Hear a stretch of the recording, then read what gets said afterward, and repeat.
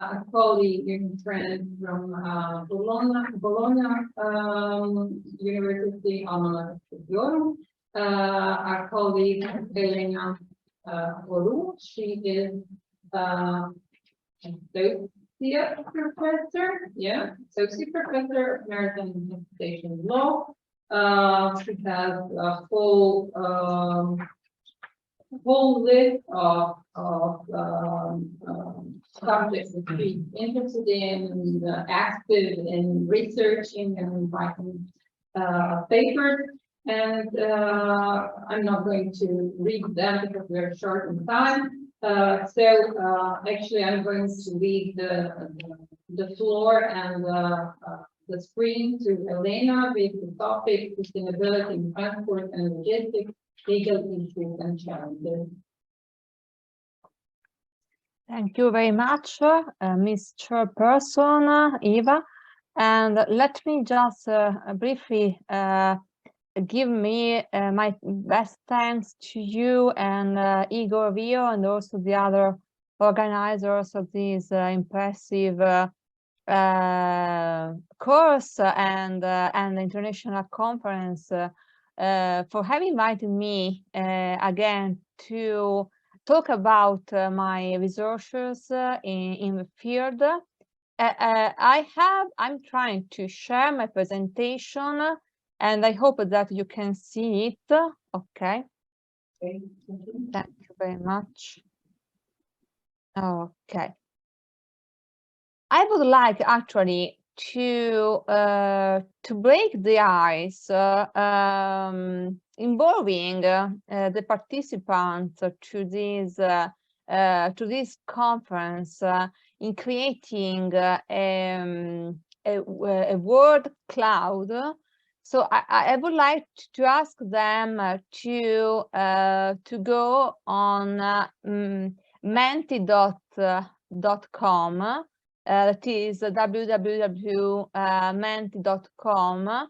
I'm going to share my screen again, and write the code 2697246 that you can find written here, and contribute answering this question: what does sustainability mean in transport and logistics sectors, by few keywords they deem appropriate, in order to understand the different shades of sustainability in transportation and logistics.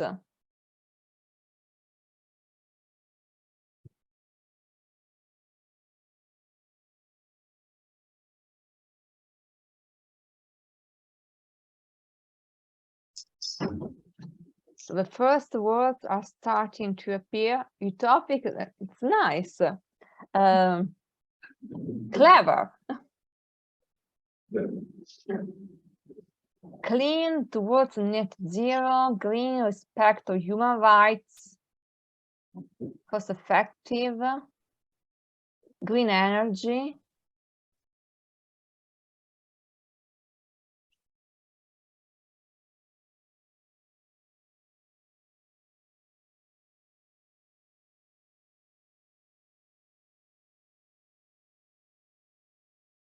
Here we can just see how complex can be sustainability in this sector, minimizing pollution, because here we have mentioned correctly environmental sustainability, but also respect for human rights, and also balance can really, it's a cross-cutting word, can be related to different aspects, and also optimal and cost-effective. Economic development is another keyword, and I found utopic very clever as a suggestion. I hope that we can achieve a certain degree of sustainability. I think that if I don't want to be rude, but I can interrupt this sharing this screen and return to my presentation in order not to take too much time with this game. So actually, sustainability in our sector is quite complex. Is the core of current policies and public financing at the international, EU, and domestic level. And if we consider the UN 2030 agenda for sustainable development, the transport sector is really important, either directly or indirectly, for the fulfillment of most of its goals. We can think about the ninth goal, for example, express addressing industry, innovation, infrastructure, or the 11th concerning sustainable cities and communities, or also 13th climate action, and so on. Actually, have included a table, a picture by this partnership. It is a Slow-Cut is a foundation based in the Netherlands, where several goals are considered, but only the number 2, 3, 6, 7, 9, 11, 12, and 14. Number 2 as a indirect target for achieving agricultural productivity. Number 3 has both a direct target with regard to road safety. Number 3 refers to good health and well-being, or also as a indirect target with regard to air pollution, because transportation, particularly, not so much logistics in general, but especially transportation, contributes very much to air pollution. 6, clean water and sanitization, with regard to, according to them, the access to safe drinking water. Of course, energy, both directly and indirectly.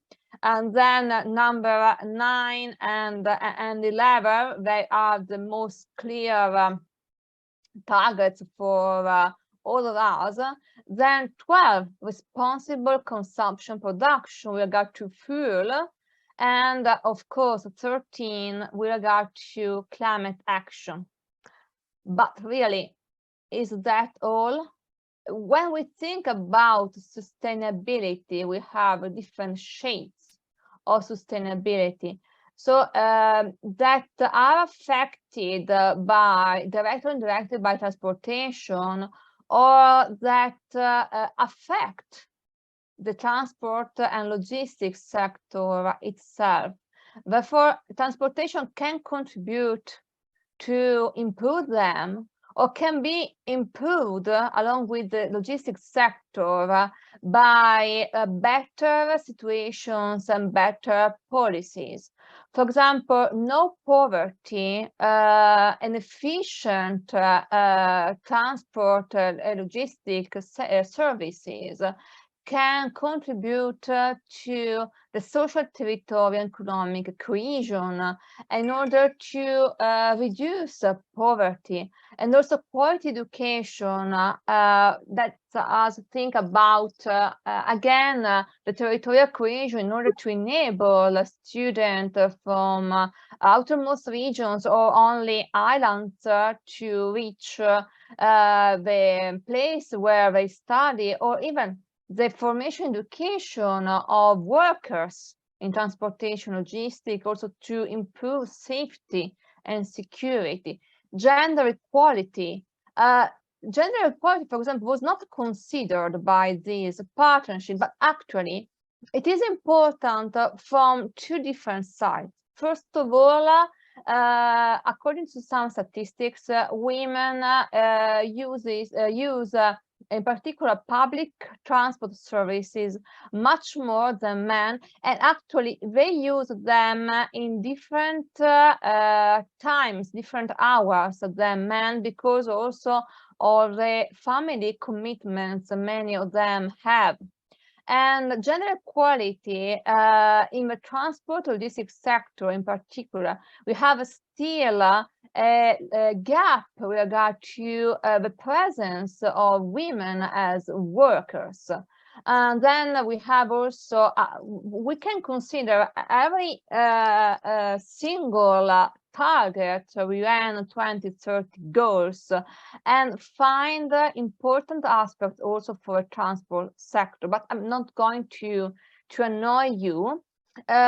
Just to stress the fact that sustainability in transport logistics affect not only environmental protection, but safety, security, health from the point of view of workers and from the point of view of users and also the population, where, for example, in the places where a transport infrastructure is located, workers' education, formation, workers' social and labor conditions, gender equality from different aspects I mentioned before, and territorial social economic cohesion.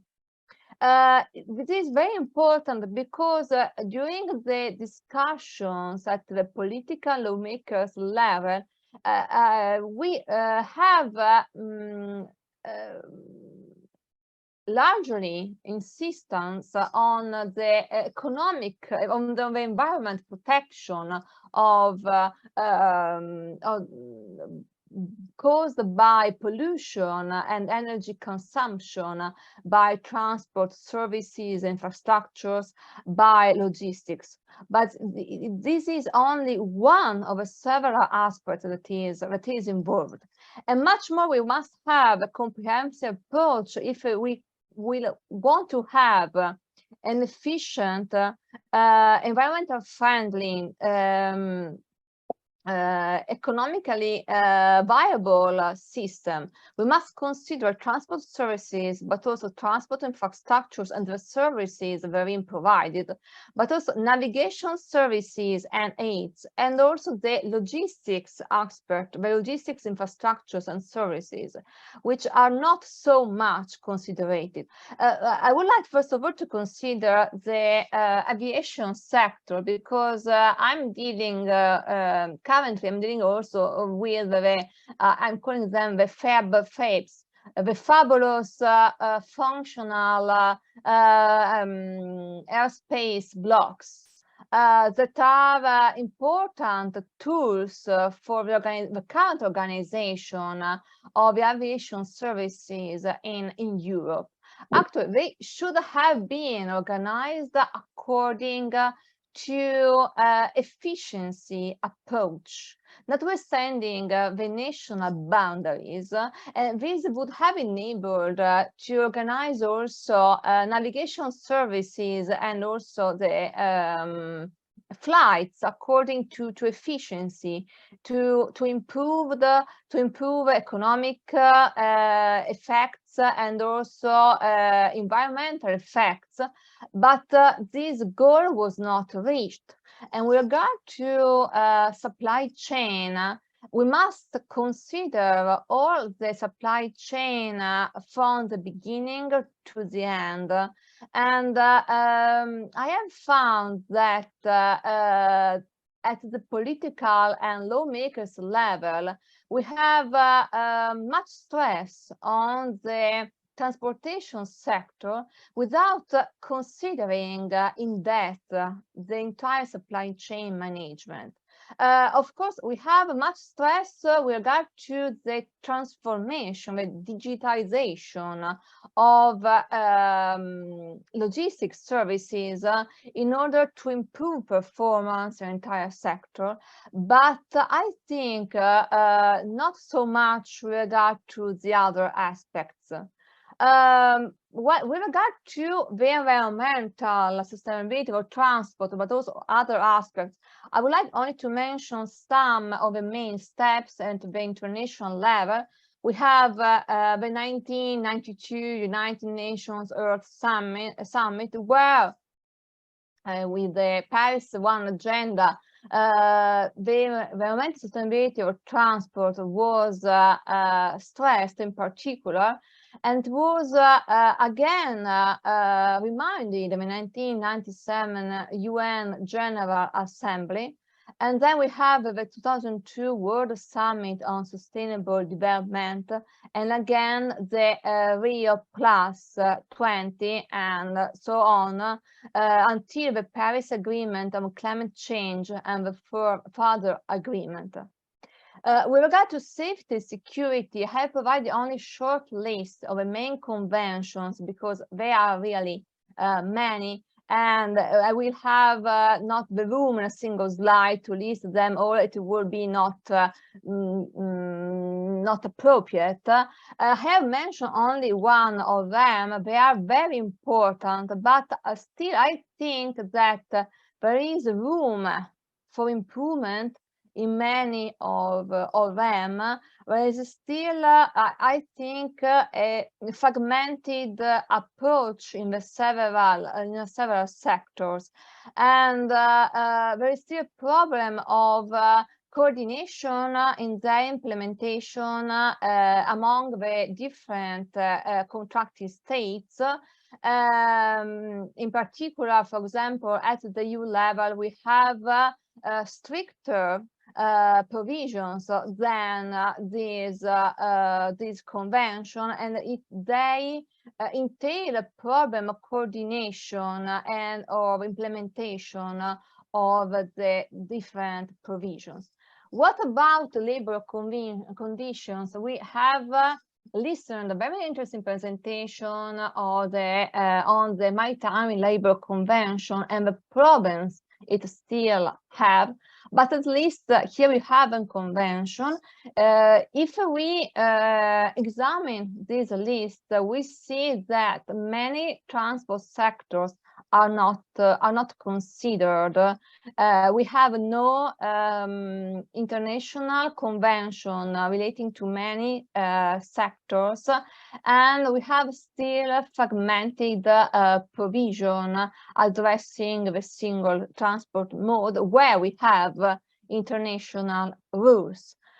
What about gender gaps? Well, for many years, the transport sector has been considered a sector where there was no room for women, and still we have a very low presence of women in the sector, especially they are present in the air navigation sector, and especially for not for technical works, for technical mentions. Here we have the actual statistics with regard to the EU 27. But what about the EU in general? Well, we have many provisions addressing environmental sustainability in the different aspects of transportation, logistics, and concerning the different transport modes. I'm not going to mention them in detail because it will take me too much time, and also many provisions addressing safety and security. And as I mentioned before, these sources are stricter than the corresponding international law provisions. Working conditions, actually, this issue is still belongs still to the single member states, but the EU Commission and EU Parliament have addressed also these issues, in particular since the 2000 years. And then we have women and transports. What about the instruments? Well, all of us remember that in 1980s, 1990s, actually the focus of the EU institutions addressed mainly competition aspects, so the liberalization of transport services, markets. Then in the 1990s, infrastructure markets. But then since the 2001 white paper, European Transport Policy for 2010, the concern of environmental sustainability, but also sustainability with regard to the other aspects I mentioned before, was addressed. Then we had in 2003 the Green Paper towards a new culture of urban mobility. In 2008, the European Parliament resolution towards a new culture for urban mobility. In 2009, again, the European Parliament, an action plan of urban mobility and the Commission action plan of urban mobility. And in these years, we have also the tension on the labor condition, especially of women in the transport sector, up to the sustainable smart mobility strategy, the current sustainable smart mobility strategy of the EU Green Deal. What about the tools, the financing instruments? We can address the different aspects of sustainability, not only the environmental one, but also the social sustainability and the safety, security aspects with different instruments. For example, the European Regional Development Fund, the European Social Fund Plus, that can be used in particular with regard to the working conditions and gender gaps. We have also a proposal by the Commission of a Social Climate Fund. Then we have, of course, the European Green Deal and Horizon Europe. It is called the European Green Deal, but actually with this instrument, we can also contribute to finance projects that address other aspects of sustainability in the transport logistics sectors. We regard also, as I mentioned before, safety, security, and the conditions, labor conditions, social conditions. And it is important that these instruments, the policy of institutions with regard to digitization of markets is coordinated with the policy addressing sustainability in the different sectors. With regard to gender gaps, as I mentioned you before, the EU institutions have considered women as workers in the transport sector and women as users of transport services. With regard to women as users of transport services, we have only, as far as I know, two documents.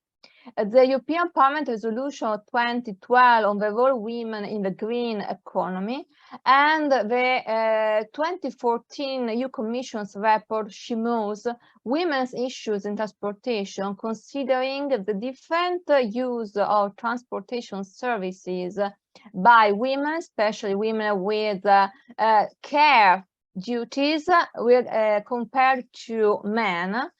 On the contrary, with regard to women as workers in transport sector, these aspects were considered only in some documents I mentioned before in 2008 to 2009.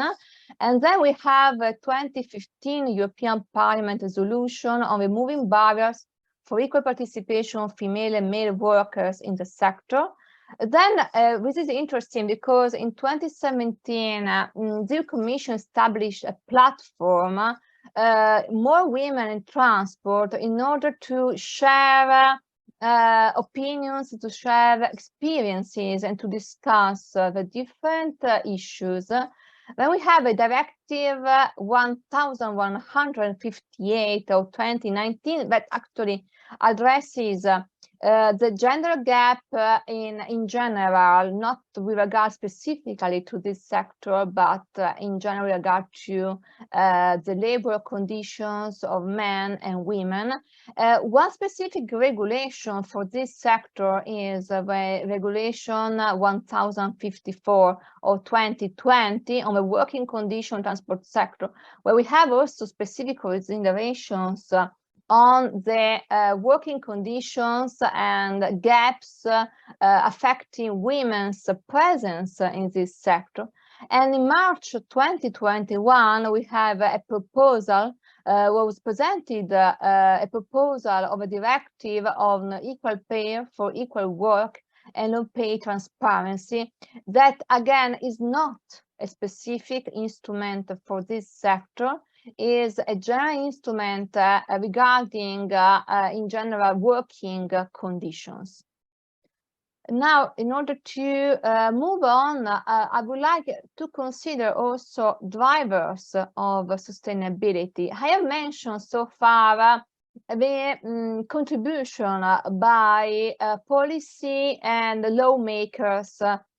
So we got to duties established by public law, mandatory provisions that regulate a specific sector, and incentives, financing of projects meant to improve sustainability of transportation, logistics, under the different aspects. But we have also a bottom-up approach. I'm referring to instruments, to tools that are developed by the markets addressing social concerns. For example, we can have contract tools such as climate contract clauses we can find in several contracts, or also corporate tools. I'm referring to voluntary sustainability standards. These are another important tool. I've called them soft law instruments because if they are not endorsed by a government, by a parliament, they are not mandatory. Their success depends on operators. There is no uniform definition of voluntary sustainability standards. They are developed in particular by the United Nations Forum on Sustainability Standards, that is an initiative of FAO, ITC, UNCTAD, and other agencies and organizations. They can be described as norms and standards that are designed to ensure that a product or service is produced and processed and transported sustainability with regard to different aspects: environment, labor and social conditions, food security, job creation, poverty alleviation, and so on. Their success depends also by their endorsement by governments. For example, it is possible to, I think that it's possible to include them in public procurements, for example, also in tenders, or think about public transport with regard to public transport contracts. Actually, we can't include them in public transport obligations that are imposed, can be imposed by member states because they are limited to some aspects, but in public transport contracts. Another tool is our corporate structure, company structure, because different I'm ending. This is interesting because it's a proposal by several scholars, both Italian and foreign. Social enterprises are currently used, for example, for community transport services. But I think that governments and and public authorities can't use these instruments in, for example, public procurement, because it is not possible to impose a form, a structure for the enterprise that, for operator that will be awarded the service. So they are useful tool, but I'm wondering about the actual possibility to use them as a widespread resource. And just to finish my presentation, I would like to propose a hint for discussion. We have seen that we have still a fragmentation, political and legal approach towards the several shades, 50 shades of sustainability in the different transport modes and logistics. Some aspects are not entirely considered by policy and lawmakers at the international level, or also at the EU and national domestic level. It is difficult with regard to the soft law instrument I mentioned. It is difficult to assess how and to what extent they can contribute to achieve the goals I mentioned when there is no endorsement or few endorsement by governments. And still, it is for this purpose, it is very important the intervention by policy lawmakers on critical issues. But there are still limits. For example, as I mentioned before, the EU institutions have no or few jurisdiction competition on working conditions that still relies on a single member state. I would like to thank you very much for your kind attention.